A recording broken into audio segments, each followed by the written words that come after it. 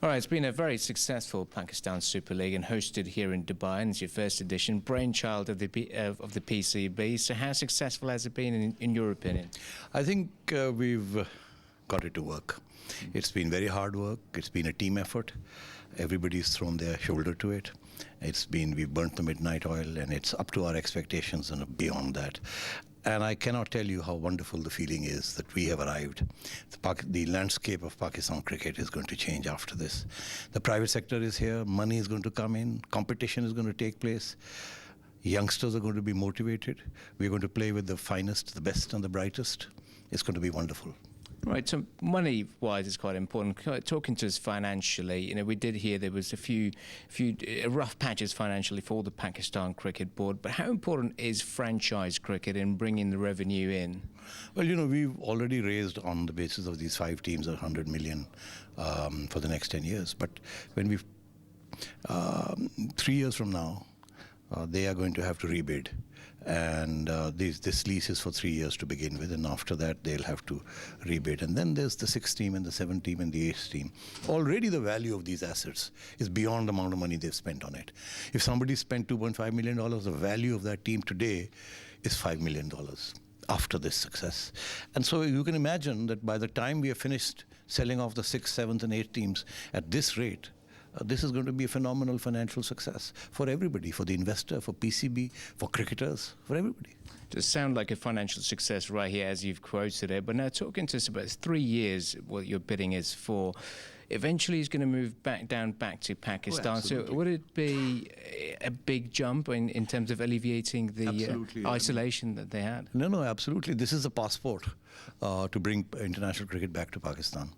The international players who are playing with our lads here, all of them have seen the level of competition and hospitality and affection and love and the respect that our players are giving these top-class, world's best players.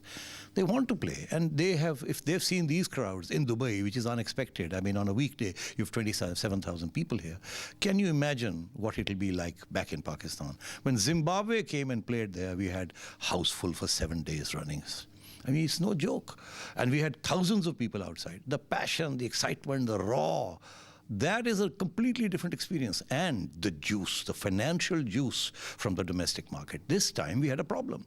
First we had an India-Pakistan tour scheduled for December. That was just before the league. A lot of people said, oh, we're going to advertise in that. We're not going to advertise in the league. Then there's the Asia Cup. Then there's the World Cup. So, we were squeezed in between, and people said, you're going to find it difficult even to pay your teams. Ask the foreign players. We have an accountant here who's giving them their checks, and he's putting their checks in their hands as we speak.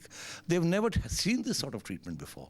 And we are fully committed to this. And once we get back, already people are coming to me and saying, do not wait. You want double the amount of money you got for the 5 teams? We'll give us the 6th team. We'll give you that money tomorrow, next year. And I'm saying, hey, hold it.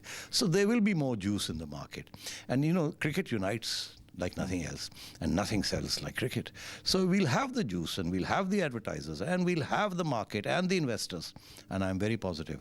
I mean, I don't want to sound overexcited because these things can become you don't want to make too many promises. But the fact is that the people of Pakistan have responded in a tremendous fashion across the world, wherever Pakistanis are. And that's what makes this league great.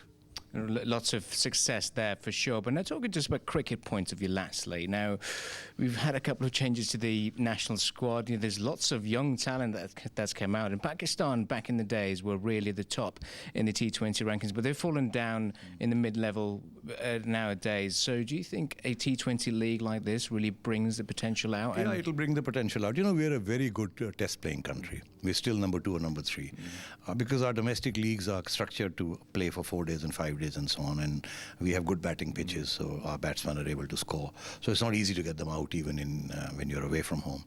But T20 and ODIs is a different kettle of fish, and we've slipped in the rankings there. But I can tell you this, that after this experience, we are going to go up. We can't go down. So, it's going to be up and up, inshallah. All right. All the very best for the future then. Thank you. Thank you for speaking to you. All right. Pleasure. Great.